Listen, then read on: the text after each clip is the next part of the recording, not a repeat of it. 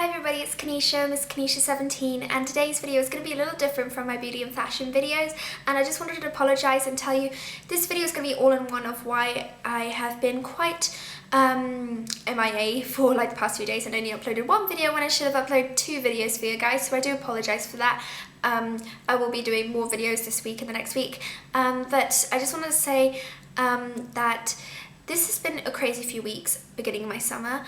I've learned a lot, and basically this video is going to be telling all about it, about Hashimoto's disease and hypothyroidism and how I've dealt with it and being a teenager and having it. So I hope you guys have enjoyed this video, and this video isn't just for my subscribers, this is for any like teenager or even just adults, anyone who out there who's suffering from Hashimoto's or hypothyroidism that they can relate to. You know, I want us to like, you know, come together and just like kind of relate to each other, you know, share each other's stories and stuff. And I hope this video for you people who suspect you have Hashimoto's or hypothyroidism gives you a peace of mind of what actually goes, like what actually is the process of finding out and diagnosis, and also how you can solve it. So I hope you guys enjoyed this video. Hashimoto's disease is a disorder that affects your thyroid, a small gland at the base of your neck below your Adam's apple. The thyroid gland is a part of your endocrine system, which produces hormones that coordinate many of your body's activities. So it's basically when your immune system attacks your thyroid. So I'm going to start off when I was actually getting the symptoms. About a year and a half ago, when I was about 14, I started getting symptoms of like headaches. I was tired all the time, so lethargic, which was quite, and like my lack of concentration went down obviously. So it was disheartening because I was always a student who you know, who was so focused in class. I was basically a straight A student, and then when I started getting more fatigue, my grades kind of slipped a little bit, not to ones I like. I'm not going to like go into too much detail, so it really was disheartening. I wasn't that, you know, energetic person, energetic student, enthusiastic student anymore. I felt kind of laid down. I would have mood swings a lot of the time. I was very sensitive with the cold as well. I hated being cold. I used to wrap up, even during the summer, like even now, it's summer outside and I am freezing, I am wearing a jumper. But yeah, and also my hair thinned out, which was sad as well, but it's probably because I do bleach it. Well, I don't really bleach it anymore, but I did used to bleach it, so that was kind of my fault. But it did thin out a lot more than when I was younger. And also I did gain a little bit of weight. And for me, being the person who has always had very fast metabolism, and then I gained like a stone, maybe more. These symptoms kind of came together and it was making me feel really down, and obviously my acne flared up about a good few months ago. So back in September 2012, when I turned 16, my acne and my symptoms of hypothyroidism and Hashimoto's, little did I know it was Hashimoto's, started to flare up. So I was feeling very weird and sick and ill all the time. So when my acne flared up, I tried loads of skincare products, loads of like different like diets and like vitamins intake in my body and stuff like that. So that's what I did to make myself feel better, and obviously it wasn't making it better. It wasn't making my skin clearer or anything. So I started feeling really down about it, and you know, that's just how it is. So I just wanted to try everything before I resulted in actually going to the doctor. So about 4 weeks ago, I asked my mum if I could go and book a doctor's appointment to check out about my acne and see what we can do. And she was like, yep, sure, no problem. So we booked an appointment and we went. And then as we were talking about the acne and how it made me feel and what we can do about it, like anything like that, we're just talking about it in the doctor's office. The doctor just kept looking at my neck and he said, have you ever had your thyroid checked? Just asking. And it was a new doctor, so he's not my regular doctor, he was a new doctor.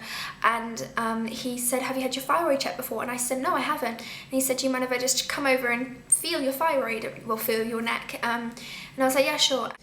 And he said, by feeling your neck, it feels very swollen, it looks very swollen. We should probably get it checked out if you have like Hashimoto's or hypothyroidism. Well, they're kind of linked, but he said we should probably check it out for Hashimoto's because it is possible.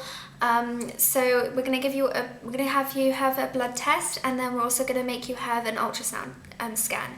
So obviously me being a little bit nervous because I would have to go to the hospital for that, but it was actually okay. It wasn't too bad. A blood test, I mean, you know, you have a fear or you don't. I mean, obviously I was a little bit nervous because I hadn't had one since I was about 4. So I'm 16 now, so if you didn't know. And it didn't hurt at all, it was fine. If you're worried about needles and stuff, mine did not hurt. As long as you just don't look at it, it's fine. And also, as far as the ultrasound went, it was fine. The only thing I was nervous about is that it would tickle, because like he would have to put the scanning thing on my neck It didn't tickle, it was fine. But also the person who was doing the scanning, the doctor, he actually said it does look very swelled up, and your right side of your thyroid is very swelled up compared to the left one. Obviously it's both swelled up, but the right one is very enlarged. So I went back to the doctors after he got both results. He says it is very suspected that is Hashimoto's, but we want to make sure that nothing else is there, and that is 100% Hashimoto's. So we went and he said, okay, I'm going to send you for a CT scan or a CAT scan at the hospital. And I was a little bit nervous as well, for more than that for the other blood test, because then you would have to have iodine injected into me, but it was fine as well. They did it with the blood test. It was okay. After that, we gathered all the results. This is all went over like over 3 weeks or something like that. And then we went back to the doctors recently and he said it is Hashimoto's, and you don't have anything to worry about. You know, it's okay.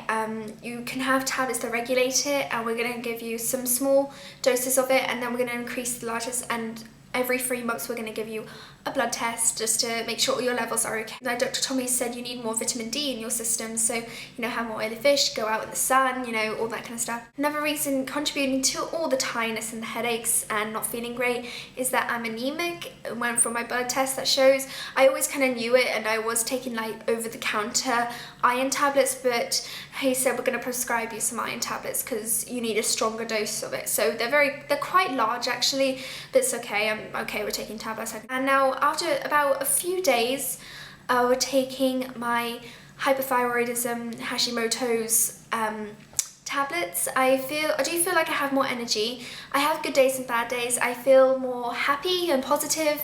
I can get things done. I don't want to like lie in bed all day.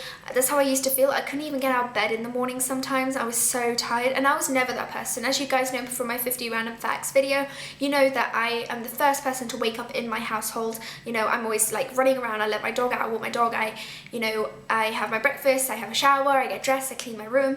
I am so active. And then like since hypothyroidism as well, in conjunction with that, I was always a student who was, you know, always active. When I go home from school, I'd study, do my homework, and then go to bed. But after like, you know, after when I turned 14, it started just to go way down. So it was kind of disheartening. But yeah, I just wanted to tell you guys that, because then like now I'm hoping for a positive, better school year this year, especially with GCSEs coming up next year. God, I'm nervous. So I'm just going to read out the following symptoms of Hashimoto's so you guys can get an idea of what you may be feeling and if you suspect it. It is fatigue, increased sensitivity to the cold, constipation, pale dry skin, a puffy face, a hoarse voice, an elevated blood cholesterol level. Funny enough, when I got my blood test results, I had very low cholesterol, so I don't know what that's about. Unexplained weight gain, which you guys know I always had a very fast metabolism at a young age, but when I hit about 15, well actually not even 15, it was actually in September 2012 again, when I just turned 16, I like gained like 2 stone easily. Well, that's roughly how much I gained because I don't have a weighing scales in my house. Muscle aches, tenderness, stiffness, especially in your shoulders and hips. Not particularly, mostly my legs, but that was because of when I would do dancing. Pain and stiffness in joints, swelling in your knees, muscle weakness. I do have muscle weakness. I know that because obviously I did cheerleading for about 2 years, and I was so energetic, and then when I hit 14 I kind of just went down, my energy levels went down. Excessive or prolonged menstrual bleeding, I did have that. Oh, sorry if that's TMI, but you know, I'm just telling the truth here, might as well. I'm already coming on here and telling you about Hashimoto's.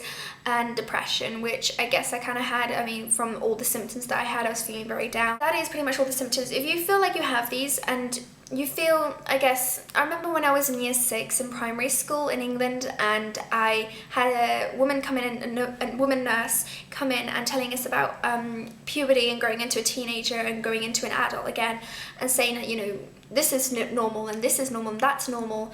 Obviously it wasn't normal because obviously I was feeling all these symptoms and I just thought it was being part of a teenager. It's okay, you're just overreacting.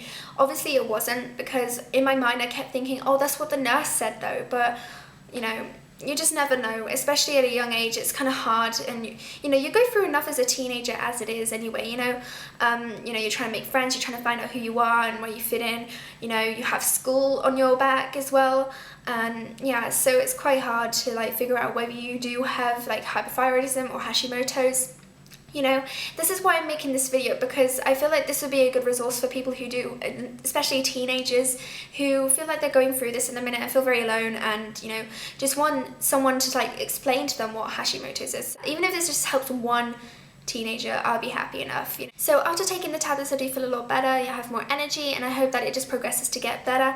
Honestly, I'm not trying to like I'm not trying to be like a poor old soul that people have to feel sorry for me or anything like that. I just feel sorry for the people who can't get diagnosed at the minute. I hope you do get diagnosed soon. If you do believe you have it, you know, just keep at it. You know, you can find out soon.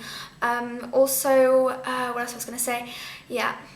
Don't see Hashimoto's disease as something like as terrible as it sounds. It's not that. It's just frustrating because, you know, you don't know why you have all these symptoms, and, you know, it takes forever to find out and stuff like that. But it's, you know, it's solvable. I will have to take the tablet for life, but that's not too bad. It doesn't affect me. I just have to take, it's actually a really tiny tablet. It's like smaller, it's probably smaller than my pinky nail, so it's not that bad. I'm just so happy. I feel a lot better now that I have the tablets, and I know that it can only get better from here on, although it might fluctuate at times, even though depending on how much milligrams I take, I know it'll be okay, and I know why I have all these symptoms.